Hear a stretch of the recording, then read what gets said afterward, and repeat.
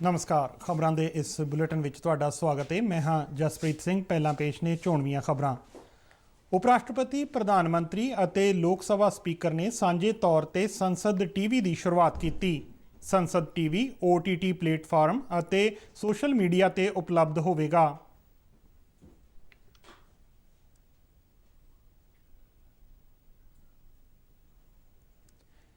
राष्ट्रपति रामनाथ कोविंद ने कहा है कि भारत विच नर्सिंग नाल जुड़े लोगों की कड़ी मेहनत सदका ही एक दिन विच 1 करोड़ तो वधेरे लोगों को कोविड टीका लगाना संभव होया है।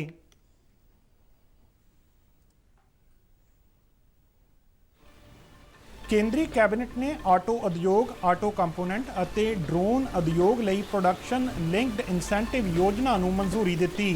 अनुराग ठाकुर ने दसिया कि प्रोडक्शन लिंक्ड इंसेंटिव स्कीम काफ़ी कारगर साबित हुई है और इस स्कीम विच हुण ऑटो कंपोनेंट और ड्रोन सैक्टर को भी शामिल किया गया है।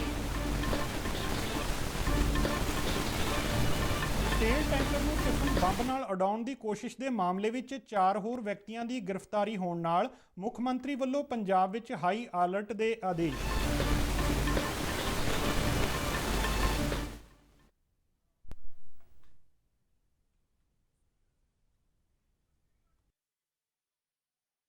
पावर कारपोरेशन लिमिटेड ने 5 सालों के वक्फे बाद मुनाफा कमाया है।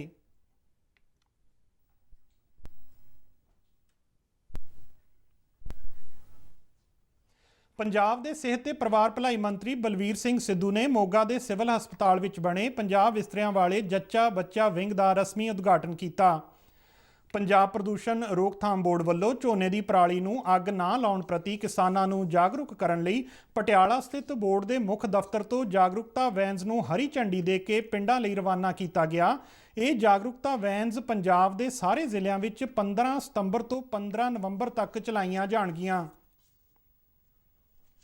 ते हुण खबरां विस्तार नाल। उप राष्ट्रपति ते राज सभा के चेयरमैन M वेंकैया नायडू, प्रधानमंत्री नरेंद्र मोदी और लोक सभा के स्पीकर ओम बिरला ने सांझे रूप में बीती शाम संसद टीवी की शुरुआत की। इस साल फरवरी विच लोक सभा टीवी ते राज सभा टीवी का रलेवा करके संसद टीवी की शुरुआत करने का फैसला लिया गया सी। उप राष्ट्रपति M वेंकैया नायडू ने कहा कि भारत विच दुनिया का सब तो जीवंत संसदी लोकतंत्र है ते यह आयोजन मीडिया लोक राजी शासन विचाले महत्वपूर्ण संबंधां नूं उजागर करदा है।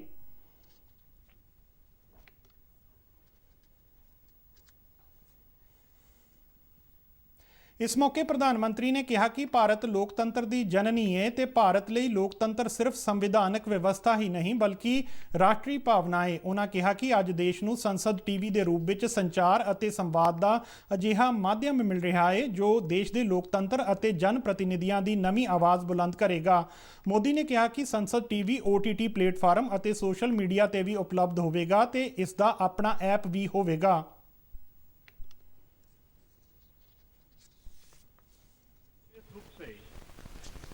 संचार और संवाद के जरिए रिवॉल्यूशन ला रही है। ऐसे में ये स्वाभाविक हो जाता है कि हमारी संसद से जुड़े चैनल भी इन आधुनिक व्यवस्थाओं के हिसाब से खुद को ट्रांसफॉर्म करें।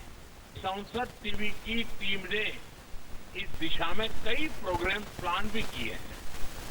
ये प्रोग्राम्स अमृत महोत्सव की भावना को जन जन तक पहुंचाने में काफी मदद करेंगे। लोकसभा स्पीकर ओम बिरला ने कहा कि संसद टीवी जनता और संसद विचाले संचार का एक बेहतर माध्यम होगा। उन्होंने कहा कि इस चैनल उपर पंचायत ते संसद नाल संबंधित प्रोग्राम पेश किए जाएंगे।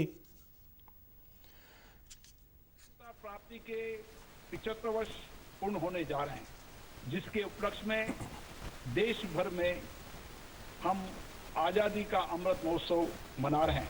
राष्ट्रीय गौरव के ऐसे क्षण में आज संसद टीवी का शुभारंभ बेहद खुशी का मौका है। ਰਾਸ਼ਟਰਪਤੀ ਰਾਮਨਾਥ ਕੋਵਿੰਦ ਨੇ ਕਿਹਾ ਹੈ ਕਿ ਭਾਰਤ ਵਿੱਚ ਇੱਕ ਦਿਨ ਵਿੱਚ 1 ਕਰੋੜ ਤੋਂ ਵਧੇਰੇ ਲੋਕਾਂ ਨੂੰ ਕੋਵਿਡ ਤੋਂ ਬਚਾਅ ਦਾ ਟੀਕਾ ਲਗਾ ਕੇ ਉਪਲਬਧੀ ਹਾਸਲ ਕਰਨਾ ਨਰਸਿੰਗ ਕਰਮੀਆਂ ਦੇ ਸਮਰਪਣ ਤੇ ਅਣਥੱਕ ਯਤਨਾਂ ਕਾਰਨ ਹੀ ਸੰਭਵ ਹੋ ਸਕਿਆ ਹੈ। ਰਾਸ਼ਟਰਪਤੀ ਵਰਚੁਅਲ ਮਾਧਿਅਮ ਰਾਹੀਂ ਨਰਸਿੰਗ ਕਰਮੀਆਂ ਨੂੰ ਕੌਮੀ ਫਲੋਰੈਂਸ ਨਾਈਟਿੰਗੇਲ ਪੁਰਸਕਾਰ ਦੇਣ ਵਾਸਤੇ ਆਯੋਜਿਤ ਸਮਾਗਮ ਨੂੰ ਸੰਬੋਧਨ ਕਰ ਰਹੇ ਸਨ। ਉਹਨਾਂ ਕਿਹਾ ਕਿ ਨਰਸਾਂ ਵੱਲੋਂ ਪਾਏ ਗਏ ਕੀਮਤੀ ਯੋਗਦਾਨ ਦੇ ਨਤੀਜੇ ਵਜੋਂ ਹੀ ਸਾਨੂੰ ਮਹਾਮਾਰੀ ਨਾਲ ਲੜਨ ਵਿੱਚ ਮਦਦ ਮਿਲ ਸਕੀ। ਰਾਸ਼ਟਰਪਤੀ ਨੇ ਕਿਹਾ ਕਿ ਨਰਸਾਂ ਨੇ ਮਹਾਮਾਰੀ ਖਿਲਾਫ ਲੜਾਈ ਵਿੱਚ ਆਪਣੀ ਜਾਨ ਵੀ ਗਵਾਈ ਏ। ਪੁਰਸਕਾਰ ਹਾਸਲ ਕਰਨ ਵਾਲਿਆਂ ਵਿੱਚ ਇੱਕ ਨਰਸ ਨੇ ਕੋਵਿਡ ਮਰੀਜ਼ਾਂ ਦੀ ਦੇਖਭਾਲ ਕਰਦੇ ਹੋਏ ਆਪਣੀ ਜਾਨ ਗਵਾਈ। ਰਾਸ਼ਟਰਪਤੀ ਨੇ ਕਿਹਾ ਕਿ ਨਰਸਾਂ ਅਤੇ ਦਾਈਆਂ ਨਾ ਕੇਵਲ ਸਿਹਤ ਸੰਬੰਧੀ ਵਿਕਾਸ ਦੇ ਟੀਚਿਆਂ ਨੂੰ ਪੂਰਾ ਕਰਨ ਵਿੱਚ ਯੋਗਦਾਨ ਦਿੰਦੀਆਂ ਨੇ, ਸਗੋਂ ਸਿੱਖਿਆ ਅਤੇ ਰਾਸ਼ਟਰ ਦੇ ਆਰਥਿਕ ਵਿਕਾਸ ਵਿੱਚ ਵੀ ਯੋਗਦਾਨ ਪਾਉਂਦੀਆਂ ਨੇ।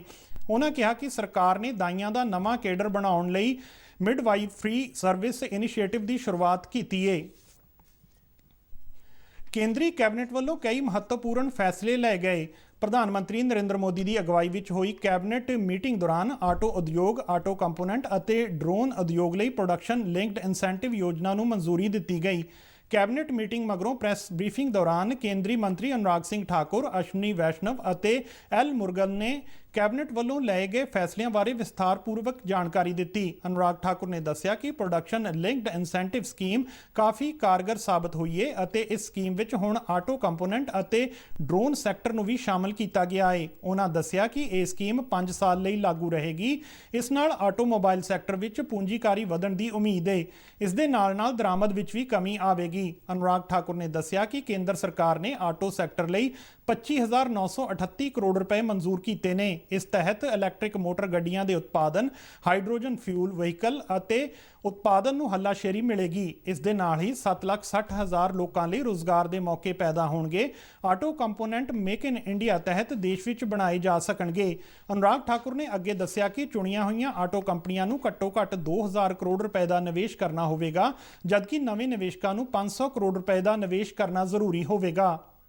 भारत में विनिर्माण की क्षमताओं को बढ़ाने के लिए ऑटो उद्योग, ऑटो कंपोनेंट इंडस्ट्री जो है उसको और ड्रोन इंडस्ट्री, इन तीनों को प्रोडक्शन लिंक इंसेंटिव स्कीम इनके लिए लेकर आए हैं, जो हमारी ऑटोमोबाइल, ऑटो कंपोनेंट इंडस्ट्री और ड्रोन इंडस्ट्री के लिए इसके कुल मिलाकर 26,058 करोड़ का प्रावधान किया गया है, जिसमें से ऑटो सेक्टर के लिए 25,938 करोड़ रुपये का प्रावधान रहेगा और ड्रोन सेक्टर के लिए 120 करोड़ रुपये का प्रावधान किया जाएगा।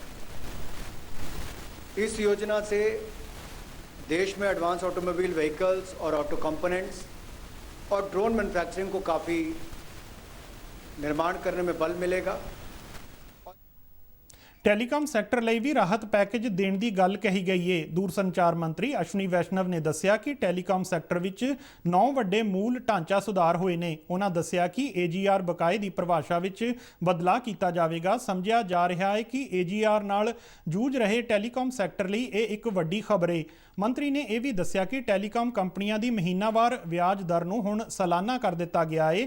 ਇਸ ਤੋਂ ਇਲਾਵਾ ਪੈਨਲਟੀ ਵਿੱਚ ਵੀ ਰਾਹਤ ਦਿੱਤੀ ਗਈ ਹੈ। ਟੈਲੀਕਾਮ ਸਪੈਕਟਰਮ ਦੀ ਮਿਆਦ ਵੀ ਹੁਣ 20 साल तो बढ़ा के 30 साल कर दी गई है।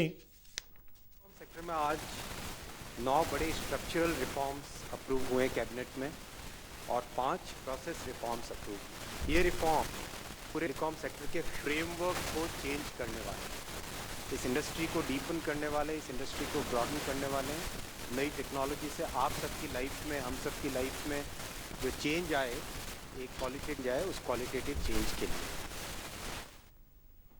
ਪੰਜਾਬ ਦੇ ਮੁੱਖ ਮੰਤਰੀ ਕੈਪਟਨ ਅਮਰਿੰਦਰ ਸਿੰਘ ਨੇ ਪਿਛਲੇ ਮਹੀਨੇ IED ਟਿਫਨ ਬੰਬ ਨਾਲ ਤੇਲ ਟੈਂਕਰ ਨੂੰ ਉਡਾਉਣ ਦੀ ਕੋਸ਼ਿਸ਼ ਵਿੱਚ ਸ਼ਾਮਲ ISI ਦੀ ਸ਼ਹਿ ਪ੍ਰਾਪਤ ਅੱਤਵਾਦੀ ਗਰੋਹ ਦੇ 4 ਹੋਰ ਮੈਂਬਰਾਂ ਦੀ ਗ੍ਰਿਫਤਾਰੀ ਮਗਰੋਂ ਸੂਬੇ ਵਿੱਚ ਹਾਈ ਅਲਰਟ ਦੇ ਆਦੇਸ਼ ਦਿੱਤੇ ਨੇ।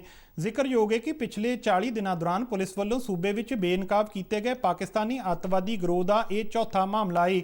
ਪੰਜਾਬ ਪੁਲਿਸ ਦੇ ਮੁਖੀ ਦਿਨਕਰ ਗੁਪਤਾ ਨੇ ਚੰਡੀਗੜ੍ਹ ਵਿੱਚ ਦੱਸਿਆ ਕਿ ਇਸ ਮਾਮਲੇ ਵਿੱਚ 11 ਅਗਸਤ ਨੂੰ ਪੁਲਿਸ ਥਾਣਾ ਅਜਨਾਲਾ ਵਿੱਚ FIR ਦਰਜ ਕੀਤੀ ਗਈ। ਇਸ ਵਿੱਚੋਂ ਇੱਕ ਪਾਕਿਸਤਾਨੀ ਖੂਫੀਆ ਅਧਿਕਾਰੀ ਸਮੇਤ 2 ਪਾਕਿਸਤਾਨ ਆਧਾਰਿਤ ਅੱਤਵਾਦੀਆਂ ਦੀ ਪਛਾਣ ਅਤੇ ਨਾਮਜ਼ਦ ਕੀਤਾ ਗਿਆ ਹੈ, ਜਿਸ ਵਿੱਚੋਂ ਇੱਕ ਵਿਅਕਤੀ ਨੂੰ ਪਹਿਲਾਂ ਹੀ ਗ੍ਰਿਫਤਾਰ ਕੀਤਾ ਜਾ ਚੁੱਕਾ ਹੈ। ਅੱਤਵਾਦੀ ਸਮੂਹਾਂ ਵੱਲੋਂ ਸੂਬੇ ਦੀ ਸ਼ਾਂਤੀ ਭੰਗ ਕਰਨ ਦੀਆਂ ਵੱਧ ਰਹੀਆਂ ਕੋਸ਼ਿਸ਼ਾਂ ਦਾ ਗੰਭੀਰ ਨੋਟਿਸ ਲੈਂਦਿਆਂ ਮੁੱਖ ਮੰਤਰੀ ਨੇ ਵਿਸ਼ੇਸ਼ ਤੌਰ ਤੇ ਸਕੂਲ ਅਤੇ ਵਿਦਿਅਕ ਸੰਸਥਾਵਾਂ ਦੇ ਮੁੜ ਖੁੱਲ੍ਹਣ ਦੇ ਨਾਲ-ਨਾਲ ਆਗਾਮੀ ਤਿਉਹਾਰ ਅਤੇ ਵਿਧਾਨ ਸਭਾ ਚੋਣਾਂ ਨੂੰ ਦੇਖਦਿਆਂ ਪੁਲਿਸ ਨੂੰ ਹਾਈ ਅਲਰਟ ਤੇ ਰਹਿਣ ਦੇ ਨਿਰਦੇਸ਼ ਦਿੱਤੇ ਗਏ ਨੇ। ਮੁੱਖ ਮੰਤਰੀ ਨੇ ਡੀਜੀਪੀ ਨੂੰ ਖਾਸ ਕਰਕੇ ਭੀੜ ਵਾਲੀਆਂ ਤੇ ਨਾਜ਼ੁਕ ਥਾਵਾਂ ਤੇ ਠੋਸ ਸੁਰੱਖਿਆ ਪ੍ਰਬੰਧਾਂ ਨੂੰ ਯਕੀਨੀ ਬਣਾਉਣ ਲਈ ਕਿਹਾ ਗਿਆ ਹੈ। ਪੰਜਾਬ ਰਾਜ ਪਾਵਰ ਕਾਰਪੋਰੇਸ਼ਨ ਲਿਮਟਿਡ ਨੇ 5 ਸਾਲਾਂ ਦੇ ਵਕਫੇ ਬਾਅਦ 1446 ਕਰੋੜ ਰੁਪਏ ਦਾ ਰਿਕਾਰਡ ਮੁਨਾਫਾ ਕਮਾਇਆ ਹੈ। ਇਹ ਜਾਣਕਾਰੀ ਕਾਰਪੋਰੇਸ਼ਨ ਦੇ ਪ੍ਰਬੰਧਕੀ ਨਿਰਦੇਸ਼ਕ ਏ ਵੇਨੂ ਪ੍ਰਸਾਦ ਨੇ ਪਟਿਆਲਾ ਵਿੱਚ board of directors the meeting ਦੌਰਾਨ ਦਿੱਤੀ। ਉਹਨਾਂ ਦੱਸਿਆ ਕਿ ਸਾਲ 2019-20 ਵਿੱਚ ਕਾਰਪੋਰੇਸ਼ਨ ਨੂੰ 1158 ਕਰੋੜ ਰੁਪਏ ਦਾ ਘਾਟਾ ਸੀ। ਉਹਨਾਂ ਦੱਸਿਆ ਕਿ ਵਿੱਤੀ ਪੱਧਰ ਤੇ ਕੁੱਲ ਕਰਜ਼ੇ ਪਿਛਲੇ ਸਾਲ ਦੇ ਮੁਕਾਬਲੇ 4% ਘਟ ਗਏ ਨੇ ਅਤੇ ਕਰਜ਼ਿਆਂ ਨੂੰ ਸੋਧ ਕੇ ਵੀ ਵਿਆਜ ਦੀ ਵੱਡੀ ਰਕਮ ਬਚਾਈ ਗਈ ਹੈ। ਕਾਰਪੋਰੇਸ਼ਨ ਨੇ 150 ਕਰੋੜ ਰੁਪਏ ਦੀ ਬਚਤ ਬਿਜਲੀ ਬਿੱਲ ਦੀ ਸਮੇਂ ਤੋਂ ਪਹਿਲਾਂ ਅਦਾਇਗੀ ਕਰਕੇ ਕੀਤੀ ਹੈ ਤੇ ਇਹ ਸਾਰਾ ਕੁਝ ਵਿੱਤੀ ਸਾਧਨਾਂ ਨੂੰ ਵਧੀਆ ਪ੍ਰਬੰਧਕੀ ਤਕਨੀਕਾਂ ਰਾਹੀਂ ਪ੍ਰਾਪਤ ਕੀਤਾ ਹੈ। ਪੰਜਾਬ ਦੇ ਸਿਹਤ ਤੇ ਪਰਿਵਾਰ ਭਲਾਈ ਮੰਤਰੀ ਬਲਵੀਰ ਸਿੰਘ ਸਿੱਧੂ ਨੇ ਮੋਗਾ ਦੇ ਸਿਵਲ ਹਸਪਤਾਲ ਵਿੱਚ ਬਣੇ 50 ਬਿਸਤਰਿਆਂ ਵਾਲੇ ਜੱਚਾ ਬੱਚਾ ਵਿੰਗ ਦਾ ਰਸਮੀ ਉਦਘਾਟਨ ਕੀਤਾ। ਇਸ ਮੌਕੇ ਬਲਵੀਰ ਸਿੰਘ ਸਿੱਧੂ ਨੇ ਕਿਹਾ ਕਿ 5 ਕਰੋੜ 48 ਲੱਖ ਰੁਪਏ ਦੀ ਲਾਗਤ ਨਾਲ ਤਿਆਰ ਹੋਏ ਇਸ 4 ਮੰਜ਼ਲਾ ਹਸਪਤਾਲ ਦਾ ਨਾਮ ਮਾਈ ਦੌਲਤਾ ਜੱਚਾ ਬੱਚਾ ਵਾਰਡ ਰੱਖਿਆ ਗਿਆ ਹੈ। ਉਹਨਾਂ ਕਿਹਾ ਕਿ ਸਮੁੱਚੇ ਪੰਜਾਬ ਵਿੱਚ ਗੁਰੂ ਨਾਨਕ ਦੇਵ ਜੀ ਦੇ 550ਵੇਂ ਪ੍ਰਕਾਸ਼ ਪੁਰਬ ਨੂੰ ਮਨਾਉਣ ਲਈ 37 ਜੱਚਾ ਬੱਚਾ ਸਿਹਤ ਸੰਭਾਲ ਵਾਰਡਾਂ ਦਾ ਨਾਮ ਮਾਈ ਦੌਲਤਾ ਦੇ ਨਾਮ ਤੇ ਰੱਖਣ ਦਾ ਫੈਸਲਾ ਕੀਤਾ ਗਿਆ। ਜ਼ਿਕਰਯੋਗ ਹੈ ਕਿ ਗੁਰੂ ਨਾਨਕ ਦੇਵ ਜੀ ਦੇ ਜਨਮ ਸਮੇਂ ਉਹਨਾਂ ਦੀ ਦਾਈ ਮਾਤਾ ਦੌਲਤਾ ਨੇ ਗੁਰੂ ਨਾਨਕ ਸਾਹਿਬ ਜੀ ਦੇ ਸਭ ਤੋਂ ਪਹਿਲਾਂ ਦਰਸ਼ਨ ਕੀਤੇ ਸਨ। ਸਿਹਤ ਮੰਤਰੀ ਨੇ ਕਿਹਾ ਕਿ ਅੱਜ ਦੇ ਸਮੇਂ ਨਰਸਿੰਗ ਸਟਾਫ ਹੀ ਦਾਈਆਂ ਵਾਲੀ ਸੇਵਾ ਨਿਭਾ ਰਿਹਾ ਹੈ ਅਤੇ ਇਸ ਕਰਕੇ ਜੱਚਾ ਬੱਚਾ ਹਸਪਤਾਲ ਦਾ ਨਾਮ ਮਾਈ ਦੌਲਤਾ ਦੇ ਨਾਮ ਤੇ ਰੱਖਦਿਆਂ ਮਹਿਲਾ ਸਿਹਤ ਸਟਾਫ ਨੂੰ ਮਾਣ ਬਖਸ਼ਿਆ ਗਿਆ ਹੈ। ਉਹਨਾਂ ਅੱਗੇ ਦੱਸਿਆ ਕਿ ਪੰਜਾਬ ਭਰ ਵਿੱਚ 37 ਜੱਚਾ ਬੱਚਾ ਵਾਰਡਾਂ ਵਿੱਚੋਂ 29 ਮੁਕੰਮਲ ਕਰ ਲਏ ਗਏ ਨੇ ਜਦਕਿ 8 ਉਸਾਰੀ ਅਧੀਨ ਨੇ। ਇਹਨਾਂ ਤੋਂ ਇਲਾਵਾ 7 ਹੋਰ ਨਵੇਂ ਵਾਰਡ ਤਜਵੀਜ਼ ਕੀਤੇ ਗਏ ਨੇ। ਬਣਾਇਆ ਸੀਗਾ ਅੰਦਰ ਪਾਸ਼ਾ ਦਾ ਤੇ ਉਦੋਂ ਅਸੀਂ ਇਹ ਗੱਲ ਸੋਚੀ ਸੀ ਕਿ ਵੀ ਜਿਹਦੇ ਸਭ ਤੋਂ ਪਹਿਲਾਂ ਜਦੋਂ ਗੁੱਸਾ ਵਰਤ ਹੋਇਆ ਤੇ ਉਦੋਂ ਮਾਈ ਦੌਲਤਾ ਜਿਹੜੀ ਦਾਈ ਸੀਗੀ ਤੇ ਉਹਨੇ ਸਭ ਤੋਂ ਦਰਸ਼ਨ ਕੀਤੇ ਸੀ। ਉਦੋਂ ਅਸੀਂ ਇਹ ਫੈਸਲਾ ਸਰਕਾਰ ਨੇ ਲਿਆ ਸੀ, ਉਸ ਨੇ ਬਕਾਇਦਾ ਇਹਦੀ ਨੋਟੀਫਿਕੇਸ਼ਨ ਵੀ ਹੋਈ ਹੈ ਕਿ ਜਿੰਨੇ ਵੀ ਜੱਚਾ ਬੱਚਾ ਹਸਪਤਾਲ ਨੇ ਉਹਨਾਂ ਸਾਰਿਆਂ ਦਾ ਨਾਮ ਮਾਈ ਦੌਲਤਾ ਜੱਚਾ ਬੱਚਾ ਹਸਪਤਾਲ ਰੱਖਿਆ ਜਾਵੇਗਾ ਤੇ ਅੱਜ ਵੀ ਜਿਹੜਾ ਇਹ ਹਸਪਤਾਲ ਹੈ ਇਹਦਾ ਨਾਮ ਵੀ ਮਾਈ ਦੌਲਤਾ ਜੱਚਾ ਬੱਚਾ ਹਸਪਤਾਲ ਹੈ। ਇਸ ਸਮਾਗਮ ਵਿੱਚ ਵਿਧਾਨਕਾਰ ਹਰਜੋਤ ਕਮਲ ਸਿੰਘ ਅਤੇ ਮੋਗਾ ਜ਼ਿਲ੍ਹੇ ਦੀ civil surgeon doctor Amarpreet Kaur Bajwa ਵੀ ਮੌਜੂਦ ਸਨ। ਪੰਜਾਬ ਪ੍ਰਦੂਸ਼ਣ ਰੋਕਥਾਮ ਬੋਰਡ ਦੇ ਚੇਅਰਮੈਨ ਡਾਕਟਰ ਆਦਰਸ਼ਪਾਲ ਵਿਗ ਵੱਲੋਂ ਝੋਨੇ ਦੀ ਪਰਾਲੀ ਨੂੰ ਅੱਗ ਨਾ ਲਾਉਣ ਪ੍ਰਤੀ ਕਿਸਾਨਾਂ ਨੂੰ ਜਾਗਰੂਕ ਕਰਨ ਲਈ ਪਟਿਆਲਾ ਸਥਿਤ ਬੋਰਡ ਦੇ ਮੁੱਖ ਦਫ਼ਤਰ ਤੋਂ ਜਾਗਰੂਕਤਾ ਵੈਨਸ ਨੂੰ ਹਰੀ ਝੰਡੀ ਦੇ ਕੇ ਪਿੰਡਾਂ ਲਈ ਰਵਾਨਾ ਕੀਤਾ ਗਿਆ।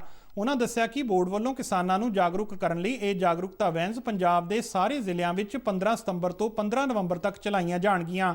ਡਾਕਟਰ ਆਦਰਸ਼ਪਾਲ ਵਿਗ ਨੇ ਦੱਸਿਆ ਕਿ ਪਰਾਲੀ ਨੂੰ ਅੱਗ ਲਾਉਣ ਨਾਲ ਜਿੱਥੇ ਵਾਤਾਵਰਣ ਪਲੀਤ ਹੁੰਦਾ ਹੈ ਉੱਥੇ ਧਰਤੀ ਦੀ ਉਪਜਾਊ ਸ਼ਕਤੀ ਘਟਦੀ ਹੈ, ਮਿੱਤਰ ਕੀੜੇ ਮਰ ਜਾਂਦੇ ਨੇ ਅਤੇ ਕਈ ਘਾਤਕ ਬਿਮਾਰੀਆਂ ਵੀ ਜਨਮ ਲੈਂਦੀਆਂ ਨੇ। ਉਹਨਾਂ ਦੱਸਿਆ ਕਿ ਪੰਜਾਬ ਸਰਕਾਰ ਅਤੇ ਕੇਂਦਰ ਸਰਕਾਰ ਇਸ ਸੰਬੰਧੀ ਕਈ ਕਦਮ ਚੁੱਕ ਰਹੀ ਹੈ ਤਾਂ ਜੋ ਪਰਾਲੀ ਨੂੰ ਅੱਗ ਲਾਉਣ ਤੋਂ ਰੋਕਿਆ ਜਾ ਸਕੇ। ਪ੍ਰੋਫੈਸਰ ਬਿਗ ਨੇ ਦੱਸਿਆ ਕਿ ਪਰਾਲੀ ਨੂੰ ਫੈਕਟਰੀਆਂ ਵਿੱਚ ਲੱਗੇ ਬੋਇਲਰਾਂ ਵਿੱਚ ਬਾਲਣ ਵਜੋਂ ਵਰਤਣ ਦੀ ਤਜਵੀਜ਼ ਹੈ ਅਤੇ ਇਸ ਸੰਬੰਧੀ ਪੰਜਾਬ ਸਰਕਾਰ ਨੇ ਗਾਈਡਲਾਈਨਸ ਵੀ ਜਾਰੀ ਕੀਤੀਆਂ ਨੇ। ਜੋ ਫੈਕਟਰੀਆਂ ਵਾਲੇ ਆਪਣੇ ਬੋਇਲਰਾਂ ਵਿੱਚ ਪਰਾਲੀ ਨੂੰ ਬਾਲਣ ਦੇ ਤੌਰ ਤੇ ਵਰਤਣ ਲਈ ਬੋਇਲਰਾਂ ਵਿੱਚ ਢੁਕਵੇਂ ਬਦਲਾਅ ਕਰਨਗੇ ਉਹਨਾਂ ਨੂੰ ਪੰਜਾਬ ਸਰਕਾਰ ਵੱਲੋਂ ਉਤਸ਼ਾਹਿਤ ਕੀਤਾ ਜਾਵੇਗਾ। ਇਸ ਤਰ੍ਹਾਂ ਪਰਾਲੀ ਨੂੰ ਖੇਤਾਂ ਵਿੱਚ ਸਾੜਨ ਦਾ ਰੁਝਾਨ ਘਟੇਗਾ ਅਤੇ ਕਿਸਾਨਾਂ ਨੂੰ ਪਰਾਲੀ ਦਾ ਉਚਿਤ ਮੁੱਲ ਮਿਲ ਸਕੇਗਾ। ਭਾਰਤ ਸਰਕਾਰ ਵੱਲੋਂ ਇੱਕ ਏਅਰ ਕਮਿਸ਼ਨ ਵੀ ਬਣਾਇਆ ਗਿਆ ਹੈ ਜੋ ਕਿ ਪੰਜਾਬ, ਹਰਿਆਣਾ, ਯੂਪੀ ਅਤੇ NCR ਖੇਤਰ ਦੇ ਵਿੱਚ ਹੋਣ ਵਾਲੇ ਹਵਾ ਦੇ ਪ੍ਰਦੂਸ਼ਣ ਨੂੰ ਰੋਕਣ ਲਈ ਉਪਰਾਲਾ ਕਰ ਰਿਹਾ ਹੈ। ਚੇਅਰਮੈਨ ਨੇ ਦੱਸਿਆ ਕਿ ਪੰਜਾਬ ਸਰਕਾਰ ਵੱਲੋਂ ਛੋਟੇ ਅਤੇ ਦਰਮਿਆਨੇ ਕਿਸਾਨਾਂ ਨੂੰ ਫਸਲਾਂ ਦੀ ਰਹਿੰਦ ਖੂੰਹਦ ਦੇ ਅੰਦਰੂਨੀ ਪ੍ਰਬੰਧਨ ਲਈ ਖੇਤੀ ਮਸ਼ੀਨਰੀ ਅਤੇ ਉਪਕਰਨ ਬਿਨਾਂ ਕਿਸੇ ਕਿਰਾਏ ਤੋਂ ਮੁਫਤ ਮੁਹੱਈਆ ਕਰਵਾਏ ਜਾਂਦੇ ਨੇ। ਕਿਸਾਨ ਇਹ ਸਹੂਲਤ custom hiring services centre, cooperative societies ਅਤੇ ਪਿੰਡ ਦੀਆਂ ਪੰਚਾਇਤਾਂ ਰਾਹੀਂ ਲੈ ਸਕਦੇ ਨੇ। ਇਸ ਸੰਬੰਧੀ ਪੂਰੀ ਜਾਣਕਾਰੀ ਆਈ ਖੇਤ ਐਪ ਤੇ ਉਪਲਬਧ ਹੈ। ਉਹਨਾਂ ਦੱਸਿਆ ਕਿ ਨੈਸ਼ਨਲ ਗ੍ਰੀਨ ਟ੍ਰਿਬਿਊਨਲ ਨੇ ਪਰਾਲੀ ਨੂੰ ਅੱਗ ਨਾ ਲਾਉਣ ਸੰਬੰਧੀ ਕਾਨੂੰਨ ਬਣਾਏ ਨੇ ਅਤੇ ਅੱਗ ਲਾਉਣ ਵਾਲੇ ਕਿਸਾਨ ਲਈ ਜੁਰਮਾਨਾ ਮੁਕਰਰ ਕੀਤਾ ਗਿਆ ਹੈ। ਪੰਜਾਬ ਵਿੱਚ ਅੱਗ ਲੱਗਣ ਵਾਲੀਆਂ ਥਾਵਾਂ ਦੀ ਸੈਟੇਲਾਈਟ ਰਾਹੀਂ ਨਜ਼ਰ ਰੱਖੀ ਜਾਵੇਗੀ। ਇਸ ਸਬੰਧ ਵਿੱਚ ਬੋਰਡ ਨੇ ਰਿਮੋਟ ਸੈਂਸਿੰਗ ਸੈਂਟਰ ਨਾਲ ਮਿਲ ਕੇ ਇੱਕ ਐਪ ਬਣਾਈ ਹੈ ਜਿਸ ਰਾਹੀਂ ਪਰਾਲੀ ਨੂੰ ਅੱਗ ਲੱਗਣ ਵਾਲੇ ਸਥਾਨਾਂ ਦਾ ਵੇਰਵਾ ਸਰਕਾਰ ਵੱਲੋਂ ਬਣਾਏ ਗਏ ਨੋਡਲ ਅਫਸਰਾਂ ਦੇ ਮੋਬਾਈਲ ਫੋਨਾਂ ਤੇ ਆ ਜਾਵੇਗਾ ਤਾਂ ਜੋ ਸਬੰਧਤ ਪਟਵਾਰੀ ਵੱਲੋਂ ਜ਼ਮੀਨ ਦੇ ਮਾਲਕ ਵਿਰੁੱਧ ਬਣਦੀ ਕਾਨੂੰਨੀ ਕਾਰਵਾਈ ਕੀਤੀ ਜਾ ਸਕੇ। ਹਰਿਆਣਾ ਦੇ ਰਾਜਪਾਲ ਬੰਡਾਰੂ ਦੱਤਾਤਰੇय ਨੇ ਪਰਿਵਾਰ ਸਮੇਤ ਸੱਚਖੰਡ ਸ੍ਰੀ ਹਰਮੰਦਰ ਸਾਹਿਬ, ਸ੍ਰੀ ਦਰਬਾਰ ਸਾਹਿਬ ਵਿਖੇ ਨਤਮਸਤਕ ਹੋ ਕੇ ਆਪਣੀ ਸ਼ਰਧਾ ਦਾ ਪ੍ਰਗਟਾਵਾ ਕੀਤਾ।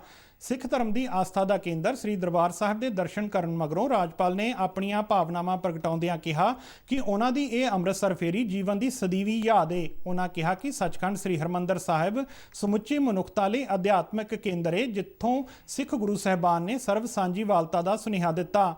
ਦਰਬਾਰ ਸਾਹਿਬ ਦੇ ਦਰਸ਼ਨ ਕਰਨ ਉਪਰੰਤ ਸੂਚਨਾ ਕੇਂਦਰ ਵਿਖੇ ਰਾਜਪਾਲ ਬੰਡਾਰੂ ਦੱਤਾਤਰੇय ਨੂੰ ਸ਼੍ਰੋਮਣੀ ਕਮੇਟੀ ਦੇ ਜਨਰਲ ਸਕੱਤਰ ਐਡਵੋਕੇਟ ਭਗਵੰਤ ਸਿੰਘ ਸਿਆਲਕਾ ਅਤੇ ਮੈਂਬਰ ਭਾਈ ਰਾਮ ਸਿੰਘ ਨੇ ਸਰੋਪਾਵ ਅਤੇ ਸ੍ਰੀ ਹਰਿਮੰਦਰ ਸਾਹਿਬ ਦਾ ਸੁਨਹਿਰੀ ਮਾਡਲ ਦੇ ਕੇ ਸਨਮਾਨਿਤ ਕੀਤਾ।